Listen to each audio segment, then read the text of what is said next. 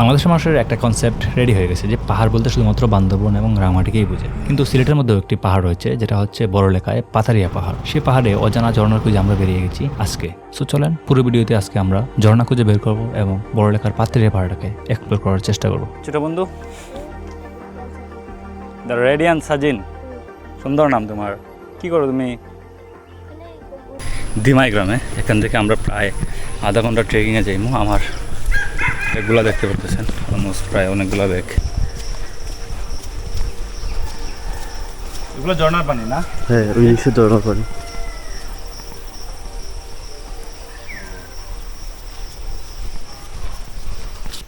পাহাড়ের মজাই হচ্ছে হঠাৎ মেঘ, হঠাৎ বৃষ্টি। আমরা যখন আসছিলাম তখন এদিকে মেঘলা ভাব দেখা গেছে, এখন আবার প্রচণ্ড রোদ। এর মধ্যে দিয়ে যেতেছি আর রাস্তাগুলো ভাই অসাধারণ। এখানে একটা গ্রাম্য ভাইব আছে যেটা বান্দরবনের মধ্যে না। বান্দরবন তো পুরোটা হচ্ছে পাহাড়ি এলাকা। আর এই যে গ্রামটা দিয়ে যেতেছে এটা হচ্ছে দিমাই গ্রাম। এই গ্রামের পরে এখানে একটা উচ্চ পাহাড় আছে, পাহাড়ি ঝর্ণার পানি এখান থেকে অনেকটাই নিচু। তাই আমরা এখন বর্তমানে যেদিকে যাইতেছি এটা হচ্ছে পাহাড়ি একটা ছোট্ট পাড়া, মুকামপুঞ্জি। আসলে পুঞ্জির মানুষগুলো কতটা কষ্ট করে এই জায়গাতে আসতে পরে বোঝা যায়। এই বৃষ্টির দিনে এই ঢালু রাস্তা দিয়ে এবং তারা চলাচল করে। যে রাস্তা দিয়ে একটা মানুষ গেলে পরে হয়তো আরেকটা মানুষ যাওয়ার রাস্তাই নেই, অ্যান্ড ওই রাস্তা ধরেই ওরা চলাচল করে। পাবেন, বুঝতেই পারছেন যে পাহাড়ি জীবন আসলে কষ্ট। যারা বলে না যে পাহাড়ে আসলাম, ঘুরে গেলাম, এটা মূলত বলতেই সুন্দর। আরও থাকলে পরে তখন হয়তো বোঝা যায় যে পাহাড়ের জীবন কতটা কষ্টের। এরপরে আর নাকি বাড়িঘর নাই কিন্তু বলছে। সাথে সাথে পাহাড়ে এন্টার করতেছি। আমার পিছনে অনেকগুলো ব্যাগ। পাহাড়ি জিরিপথ দিয়ে যেতেছি। কোন ঝর্ণার জিরিপথ? এটা পাথারিয়া জিরিপথ। জি জি।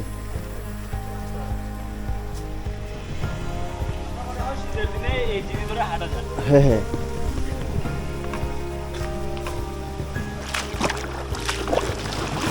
এ হচ্ছে বড়লেখার পাথারিয়া জিরিপথ। যে জিরিপথটা ধরে মূলত আমরা এখন ঝর্ণা দেখতে যেতেছি। তবে ঝর্ণা কেমন হবে জানি না। জিরিপথে যেহেতু প্রচুর পরিমাণে পানি আছে দেখেই বোঝা যেতেছে যে আজকে ঝর্ণায় অনেক পানি দেখতে পাবো।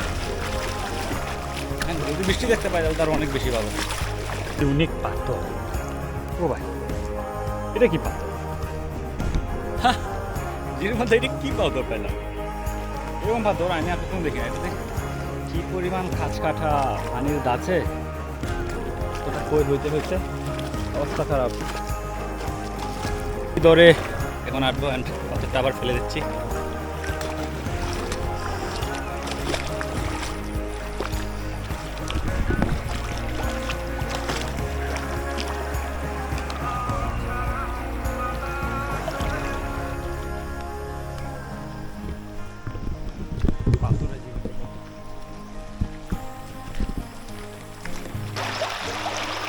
পাহাড়ের যে একটা ইউনিক ব্রিজ থাকে এগুলো আমাদের হচ্ছে এটা অন্যতম।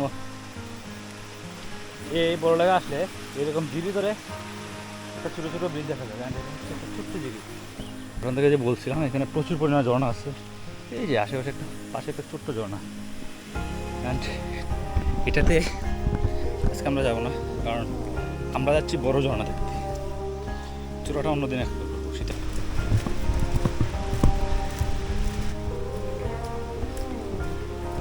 সামনে একটা বিশাল ঝর্ণা শব্দ শোনা যাইতেছে, হচ্ছে জেরজেরি ঝর্ণা। এরকম পাহাড়ি পথ জাস্ট ভাই, প্রচুর কঠিন রাস্তা। অ্যান্ড ঝর্ণার শব্দ হয়তো আমার শব্দ শোনা যেতেছে না।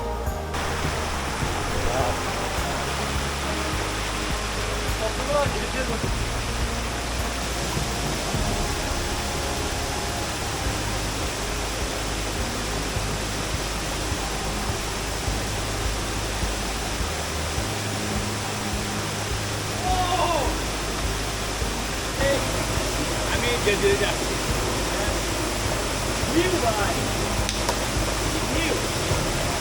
আপনারা বিশ্বাস করতে পারবেন না যে বড়লেখার মধ্যে এত সুন্দর সুন্দর ঝর্ণা।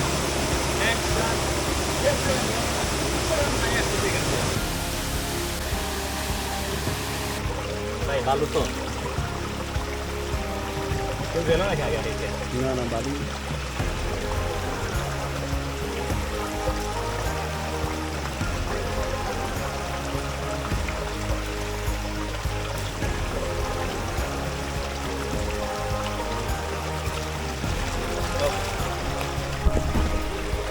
পানি অনেক ঠান্ডা।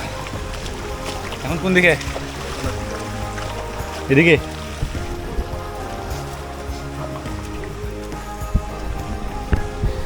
মোটামুটি অনেকদিন পরে বান্দরবন না গিয়েও সিলেটের মধ্যে মোটামুটি বান্দরবনের একটা ফুল প্যাকেজ ফিল পেয়ে গেছি।